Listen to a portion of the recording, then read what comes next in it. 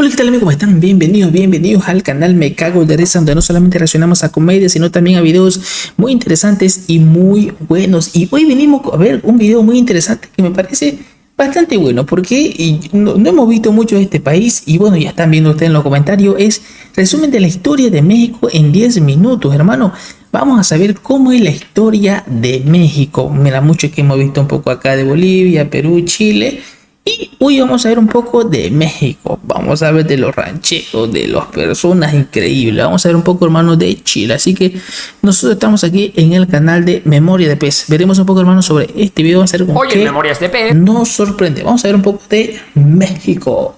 Vamos a hablar de la historia de un país relativamente joven, pero cuyas tierras tienen una historia milenaria. Okay. Un lugar que ha albergado distintas civilizaciones, imperios y todo tipo de pueblos que han dejado una cultura y sociedad única en el mundo. Perfecto. Hoy hablamos de uno de los países más importantes de América Latina. Hoy hablamos de la historia de México. Uy. No es hasta el 20. Ahí está. El mundo me importa poco. De 1000 a.C., cuando aparecen las primeras tribus nómadas en el actual México. Se dedican a recolectar frutos y a cazar. Estas tribus acaban descubriendo la agricultura y aparecen las primeras aldeas y poblados. Sin embargo... Uy, ¿cómo sería, no? El mundo en aquellos años de saber, mira, uy, esto se come, mira, esto se pela, mira, esta fruta se puede... O sea, y me imagino que mucha gente murió como que, esta fruta aquí es un... O después se enfermó y bueno, esa fruta no hay que comerla.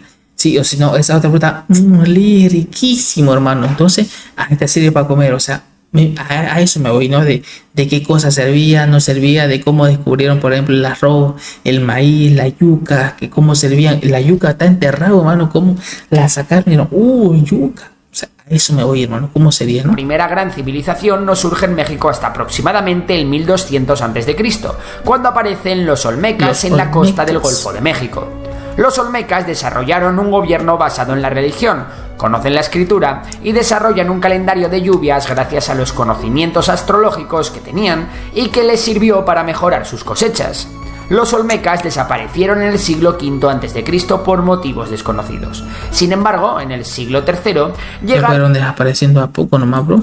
Los mayas, con una cultura ahora también los mayas. mucho más desarrollada. Los mayas se asientan en la península del Yucatán, extendiendo su influencia por otras zonas.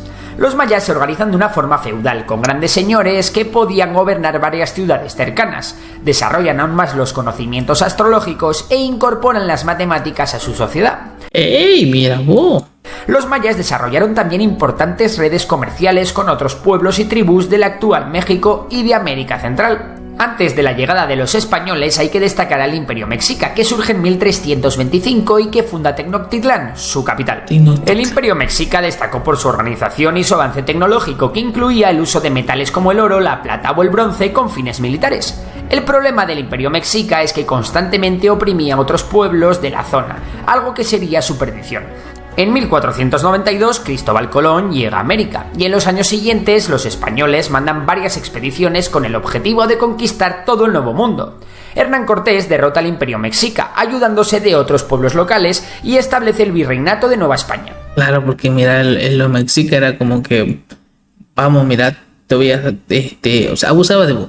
Y después, bueno, los otros pues llegaron los españoles le ayudaron. Los españoles, que incorporaron a los habitantes indígenas al imperio, se encargaron de explotar los recursos mineros mexicanos, especialmente la plata. Españoles de mierda, hermano, se llevaron todo lo que teníamos. Uno no todo, pero mirad, no dejaron casi nada. E incorporaron al Virreinato de Nueva España al comercio internacional, conectando Acapulco con Asia a través del Pacífico y conectando el puerto de Veracruz con Europa. Las clases sociales estaban muy marcadas. Sin embargo, al contrario que en las colonias inglesas, en el actual México sí hubo una mezcla de razas entre los indígenas y los españoles. Así surgen los criollos, que era gente nacida en América de padres españoles, y los mestizos, que eran hijos generalmente de padre español y madre mestiza. Los grandes problemas vinieron con la decadencia del Imperio Español. Un imperio cada vez más obsoleto y la llegada de los Borbones con una mentalidad centralista que descuidaba las colonias provocaron el comienzo de un movimiento independentista. Las colonias, eso se come. Algunos sectores de las élites criollas cada vez veían con peores ojos el dominio político y sobre todo económico que ejercían los españoles sobre el virreinato. Por su parte, el pueblo estaba sumido en una crisis económica que creó un importante descontento. En 1808, Napoleón invade España. En ese momento, los sectores mexicanos más independentistas aprovechan para alzarse en armas contra el dominio español. Durante los primeros años, la lucha de los independentistas fracasa a la par que España gana la guerra contra Francia en Europa. Sin embargo, muchas colonias americanas se habían independizado durante la guerra y México no iba Hermano, como antes era puro guerra, hermano, puro enfrentamiento, a mano. ser menos. Las élites criollas eran en su mayoría seguidoras del absolutismo de Fernando VII. Sin embargo, cuando en España se produce un levantamiento liberal y el general Riego reinstaura la Constitución y proclama el que sería el trienio liberal, las élites criollas optan por sumarse al movimiento independentista. Este apoyo fue definitivo y dará paso a la independencia de México en 1821.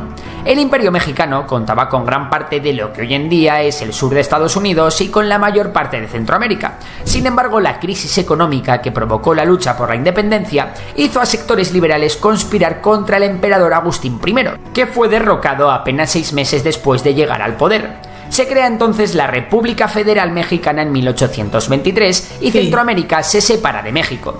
En 1824 se crea también la Constitución que recoge la separación de poderes y se elige al primer presidente electo de la República Federal, que será Guadalupe Victoria. Sin embargo, la verdadera estrella de este periodo es Antonio López de Santana, quien rechaza a los españoles y será elegido en multitud de ocasiones para ser presidente. López de Santa Anna promulga las 7 leyes, una constitución de corte conservadora. Sin embargo, los mayores problemas venían del norte. Allí los estadounidenses reclamaban unos territorios tejanos. México atacó las posiciones militares de Estados Unidos en la zona y Estados Unidos respondió declarando la guerra. Estados Unidos ganó y se llevó gran parte de lo que hoy es el sur del país, como California, Nuevo México, Arizona o Nevada. Las tensiones entre liberales y conservadores se extienden por México y Santana se autoproclama dictador. Los liberales no iban a permitirlo y tras la revolución de Ayulta en 1854, Santana tuvo que dejar el poder. Los liberales instauraron varias reformas como la separación entre Iglesia y Estado. Estas reformas dieron lugar a más enfrentamientos, incluida la Guerra de Reforma, que duraría 3 años entre 1859 y 1861, y que por cierto ganan los liberales. Todas estas guerras crearon una gran crisis económica. México fue incapaz de pagar la deuda y Francia, uno de sus principales acreedores, no se iba a quedar de brazos cruzados. Francia, junto a España e Inglaterra, acudieron allí con sus flotas. España e Inglaterra se retiraron tras negociar con México, pero Francia atacó. Los mexicanos derrotaron a los franceses en la batalla de Puebla. Los franceses se repusieron y los conservadores mexicanos se unieron a estos fundando el Segundo Imperio Mexicano. Sin embargo, las guerrillas republicanas dieron la vuelta al conflicto y acabaron ganando la guerra. Los franceses se retiraron, los conservadores se rindieron y el emperador fue fusilado. El final del siglo XIX y el principio del XX fue de cierta estabilidad. La revolución industrial permitió a México remontar en lo económico y apaciguar la situación social. Esto ocurrió durante la dictadura, o más bien dicta blanda del general Porfirio Díaz. Dicta blanda. Cuando este abandona el poder en 1910, la democracia aterriza en México. Las elecciones fueron ganadas por la oposición de Porfirio Díaz, pero este, con mal perder, decide no reconocer el resultado. Francisco Madero, líder de la oposición, es encerrado y finalmente exiliado.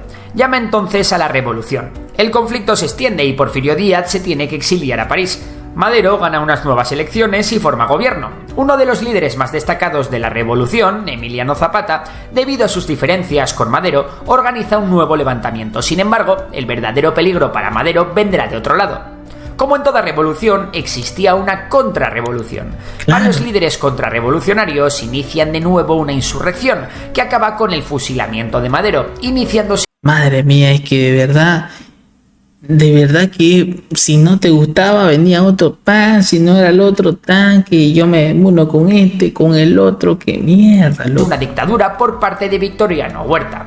A la contrarrevolución responden los revolucionarios con nuevos levantamientos.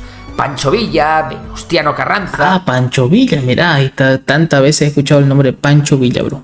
Y Álvaro Obregón serán los líderes más destacados de esta nueva lucha que acabará con el dictador huido fuera de México. Una vez más, los revolucionarios tuvieron problemas entre ellos, y los grandes líderes que he mencionado antes morirían a los pocos años.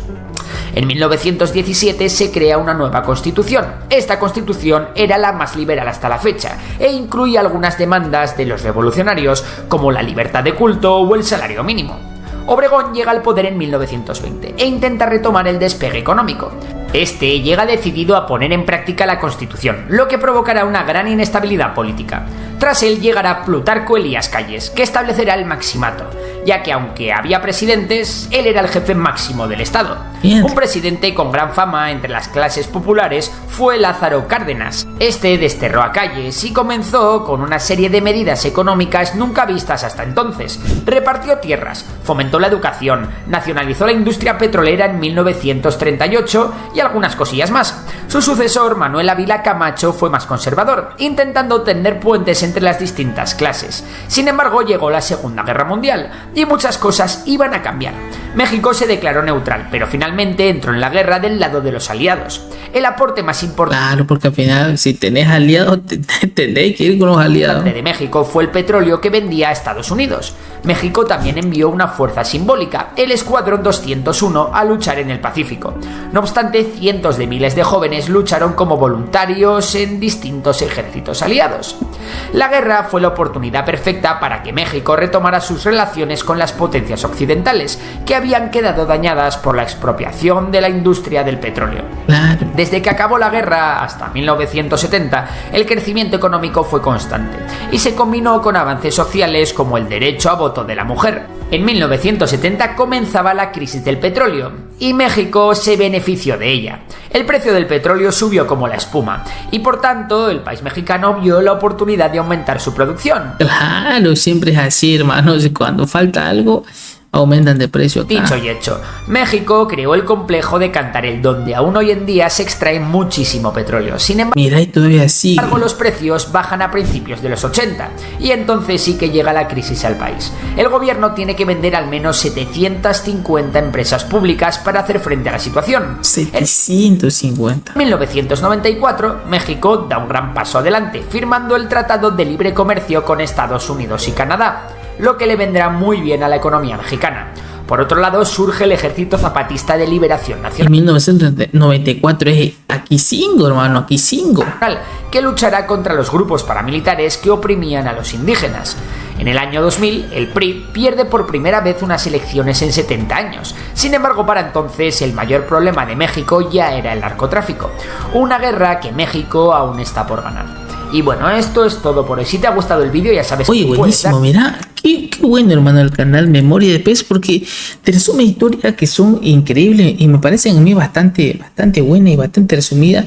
Mira lo que hemos aprendido de México un poco. O sea, todo casi ha sido guerra, que elecciones, que esto que no me gusta, entonces yo te enfrento, que viene otro y sí que no me gusta lo que estás también diciendo vos. O sea, de verdad, interesante. Y lastimosamente así era antes. Bueno, cada uno tenía su propio grupo y no me gustaba lo que hacía este, pero no me gustaba lo que hacía también el otro. Entonces, muchas cosas, hermanos, pasaban. Y como antes, pero no todo era guerra, todo, o sea, diferentes cosas que, espero lamentablemente espero que no se sigan ocurriendo ahorita como lo que está pasando. Bueno, ya se calmó. Y bueno, no sigan, porque esto es ahorita con armas nucleares, armas tecnológicas. Hermano, esto está increíble. Pero bueno, hermanos, ahí estuvimos conociendo un poco de México, un poco de su historia, de lo que pasó para que sea actualmente hoy la México que conocemos. Hermanos, increíble. Pero bueno, hermanos, gracias por llegar hasta el final de este video. Como siempre, les digo, espero su like y su comentario para que este se recomiende llegue así a más personas. Y gracias por estar aquí y nos vemos en la próxima ocasión, próximo video. Se cuiden mucho. Chau.